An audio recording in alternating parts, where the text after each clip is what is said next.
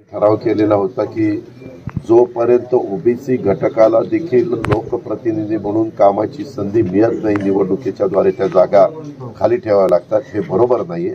त्यांचाही अधिकार आहे। शेवटी एससी असतील, एसटी असतील, ओबीसी असतील किंवा ओपन कॅटेगरीमध्ये असतील, सगळ्यांना त्यांच्या पद्धतीनं प्रतिनिधित्व मिळालं पाहिजे। हे घटनेने, कायद्याने, संविधानाने सगळ्यांनी सांगितलेलं आहे।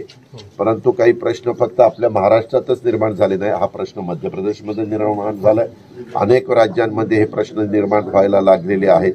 त्या संदर्भात खरं केंद्रानेच एकदा निर्णय जाहीर केला असता की बाबा हे असं आहे, केंद्राने ठरवलं तर केंद्र कायद्यामध्ये बदल म्हणजे नवीन कायद्यामध्ये दुरुस्ती पण करू शकतो, तशा पद्धतीने करावं। परंतु असं आम्ही म्हटलं की हे म्हणतात एकमेकावर टोलवाटोलवी करतात, तर आम्ही ह्याच विचाराचे आहेत। आमचे नेते आदरणीय पवार साहेब, आमचं महाविकास आघाडीचं सरकार, आमचे उद्धव ठाकरे आणि आम्ही सगळेजण ओबीसीला पण त्यांचा अधिकार आणि प्रतिनिधित्व मिळालं पाहिजे, याबद्दल दुमत नाही। जोपर्यंत त्यांना मिळत नाही तोपर्यंत निवडणुका घेण्यात येऊ नये अशाही प्रकारची आमची इच्छा आहे। परंतु निवडणूक आयोग सुप्रीम कोर्टामध्ये गेल्यानंतर सुप्रीम कोर्टाने काही आदेश दिलेले